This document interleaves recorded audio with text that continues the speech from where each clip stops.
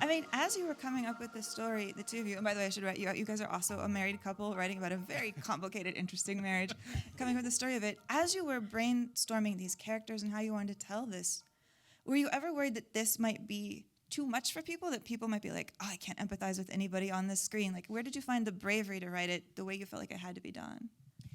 Well, I mean, I think that that's what's exciting about it to me and to us, that these characters are very complicated and reprehensible on a varying levels. Getting to have a bit of remove, a bit of space to watch them is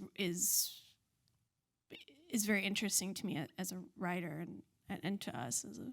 In the end, just thinking of it from the perspective of an actress coming in to study them seemed like the best way to, with a little bit of remove, kind of see something that's so tragic, but then also be able to have humor and some satirical elements in there too, and kind of an indictment of the audience watching these things and people that like us that watch these things and consume these things.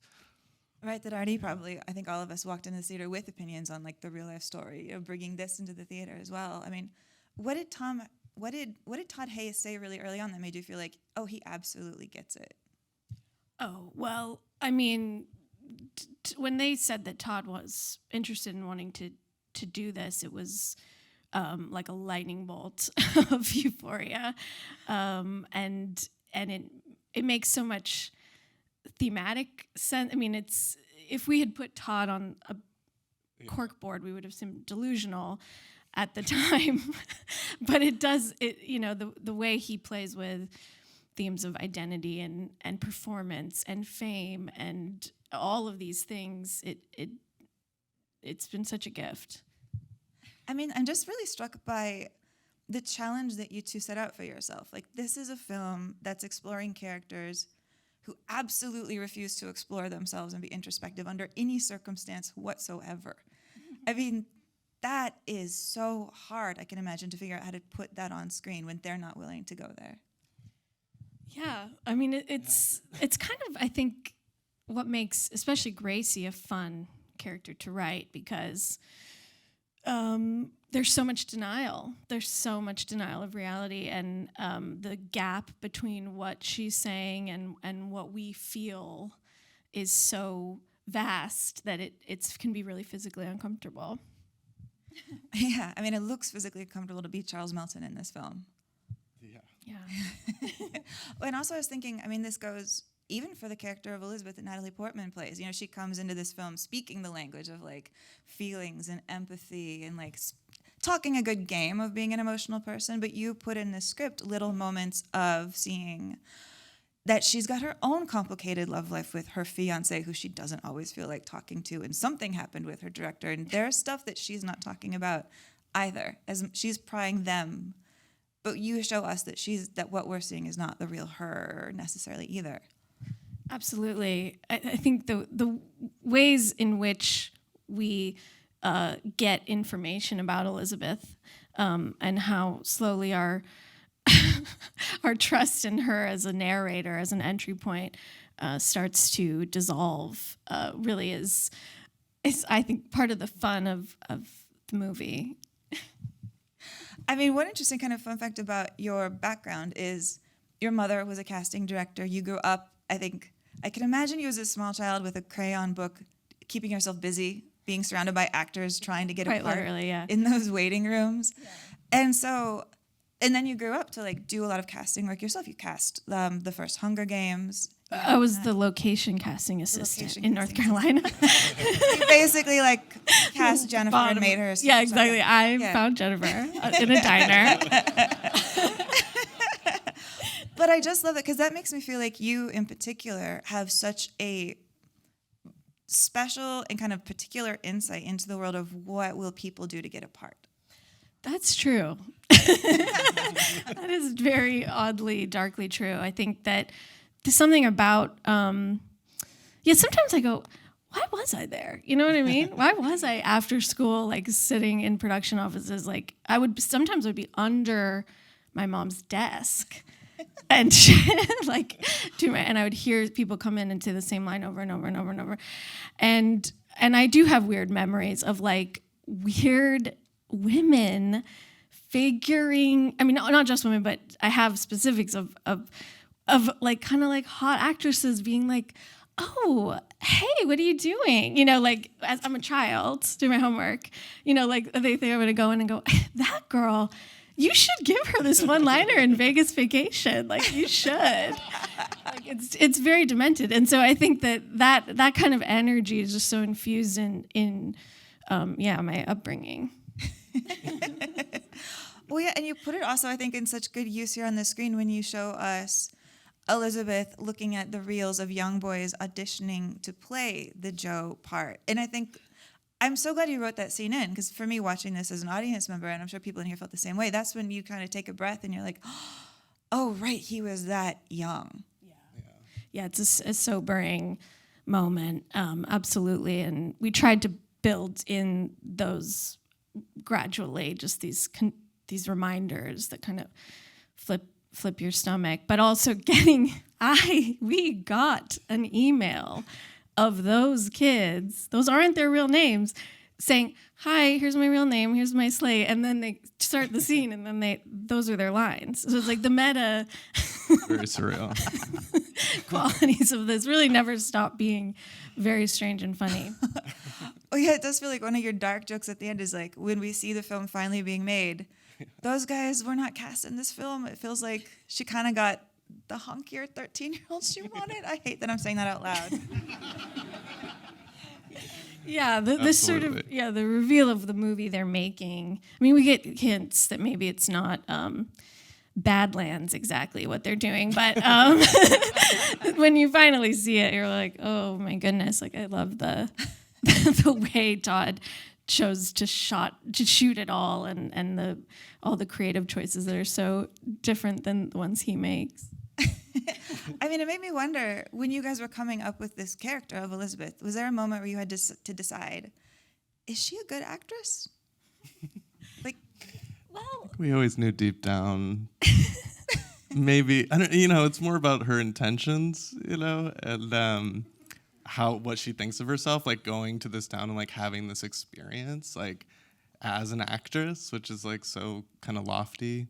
And then just to see the final product is like it's not what she really wanted, maybe, or not what she had hoped for. Get her off her network procedural Animal Hospital TV show, probably. Noah's Ark. Noah's Ark. I want to imagine you guys eating toast at your house and you come up with Noah's Ark over coffee in the morning. These are the kind of things that we love to talk about. But that is true. And I think that actually kind of adds to the empathy of the film, that like there are people who are like the most talented person in like their high school performing arts. Great people who take their craft really seriously, who do wind up giving aardvarks and enema for the rest of their life on television as a sitcom. And like that gap between like a creative person's ambitions and then what they wind up doing is kind of painful. Absolutely. I mean, the look in Natalie's eye at that last shot is heartbreaking because it's so insecure. To me, that there's so much doubt, and you can do all of this. You could really sell your soul to a certain extent, and what's it really all for? Yeah. And yeah. I mean, one of the things in here that I really love that you took care to do with this script is you give us scenes of Gracie and Joe alone when they're not being observed by her. You give us scenes of what they're like when nobody's watching. Because this is so much a movie about people watching each other. I mean, tell me about figuring out how you wanted those scenes to go, or what you wanted us to take away from the couple when they're just them being them. Yeah, well, I think that there is such a two-sidedness to Gracie that's really the whole thing orbits around of what does she know? What does she think? Why did she do this? The discomfort of how hard that is to figure out as an audience member. as the writer, as Elizabeth, and especially as Jo. And the only person that's really dedicated to not asking those questions, it seems, is Gracie herself. But I think that, Jo being the heart of the story always felt important right from the beginning. That this pivotal moment, it's almost his coming of age, I think, right on the precipice of graduation with this doppelganger that's the same age as him now. I think it's not that it was smooth sailing up until that point. I think these are the last two drops before the dam breaks, and getting to see these, particularly Jo by himself. He's very protected in the movie, in these small, quiet scenes, watching this old house, until he kind of steps forward and reminds us, I think. Yeah, a lot of the scenes that I wound up really thinking about afterwards, and there's sort of two that I'd love to talk about. Jo with his dad. I'd love to start there with that scene. Yeah, that was... there used to be a lot more said in that scene, and we, pulled it back as much as possible, because I think there is no... what can be said, I think that look, I love that look through the cigarette, Yeah. that they share, and I think that says it all, really, But that was a challenge. That was an interesting part of the process in getting beautiful notes from Todd. One of my favorite notes right from the beginning was, he said, "Add more fog," which is like so gorgeous. And I think that was a good example of that scene, because this is so much about repression and the ways in which he is unprocessed. He has not been able to, not had time to. So that really, that's a good example of some fog, I think. That one, and I also liked the moment. He has those two moments where you see him as just a father alone. The one on the roof is beautiful. And then there's that just tiny one on the morning of graduation where they're like futzing around, and maybe she's at a beauty parlor, and you see him as a happy dad as well. And I thought that was beautifully written. Thank you. Yeah. I think that it was always important to us that Jo, he's a caretaker. Partially he's been forced to be for Gracie, but he is a good father, and he took on this responsibility before he was able to really choose to be able to, and the kids are so wonderful, and I think that's what complicates the whole thing for him. But yeah, I think from the very start it was, it is a balancing of tones. But we wanted there to be room for these moments that are hopeful or beautiful. Yeah. I mean, I think the moment that I feel like I absolutely have to ask everybody, like, why didn't we talk about that, is the letter, the letter that Natalie reads, and that just amazing sequence. I mean, tell me about drafting that scene. It's pretty long in the script. It's a few pages of monologue, and it felt like there just are so few opportunities where people are saying something honest in the whole thing, and that's not honest, but there's so much information that we get, and the way that Todd's spoken about that was the thing that made him want to do the movie, was the idea of filming Natalie doing this monologue to camera, inspired by Bergman's Winter Light, which is also a letter. And I think that is it's so emotional, especially on the big screen, I think, because, you feel what Jo, the amount of pressure, you see Gracie more clearly, you see things she's been dishonest to us about, but also the amount of pressure, I think is really effective, just right to us. Yeah. It's true. I remember feeling like, oh, I'm really kind of convinced, and I want to believe. Like, we want to believe that people are telling us the truth. Yeah. Yeah. Yeah. I mean, I know that we all kind of wish that our actors could be here on this circuit talking about the work that they've done. I mean, absolutely love to be able to like have, Julianne and Natalie and Charles up here. But since we can't, I would love to hear from you guys who know these characters so well. Tell me about, you wrote these characters, you put them on paper, you had your ideas of them. But I'd love to hear about each of these actors. What's a little moment, a little bit in this movie, a little scene, something that you just thought, oh, wow, they got this?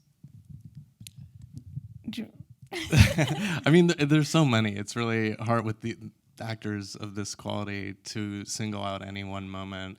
But I remember when we first watched it and just seeing how Charles carried himself, that it both held this young boy and this old man all at once. And there's that one shot when he's walking up to his father's house and you kind of see it in the wide. And just the way he's kind of shambling along. I mean, it's just like, it says so much without saying anything, just in this quiet moment. And you could see it throughout the entire movie with his performance. There's this kind of beautiful physicality that he brought to it. It's a shame that, hopefully this will end soon and he could join us. I know. I also love, every time I've seen it, I've noticed different moments, tiny moments where Natalie chooses for Elizabeth's mask to slip a little bit, and say something honest, or has a kind of human expression, and those are really beautiful anchors, I think. Also, the lisp is pretty. That was something it was a shock to us when we saw the film. Just a genius Julianne part. And it gives something for Natalie to latch onto, and she's creating that character, or for Elizabeth to latch onto. Because they really had no rehearsal, and they were just in Savannah. They had 23 days to shoot this movie, and when you think of the levels of, they scheduled it somewhat where there was, I think the monologue was one of the last things, but she was having to calculate a performance in real time, just as Elizabeth is, which is so interesting.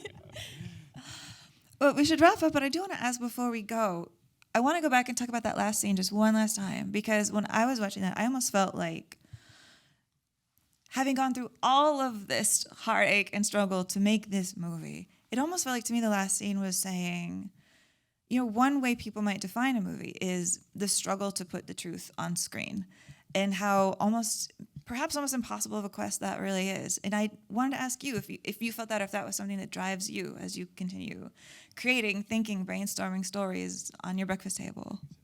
Yeah, I think it's definitely a part of the question. I think there is, in this case, there's a foolhardiness of Elizabeth to try to capture the truth this very complicated situation, and I think we question why it is that we feel compelled to rehash famous horrible stories like this over and over, but then sometimes you capture the truth. So there's a question more than a statement, I think, as far as our interests. Yeah, certainly we're always like, it's got to be truthful. Of course, we're saying those same things that she says, and I don't know, it's part of the process, I guess. Well, Alex, Sammy, thank you so much for being here to talk to us about this film. Guys, thank you so much for coming. Spread the word about May December. Make sure everybody watches this film. Thank you.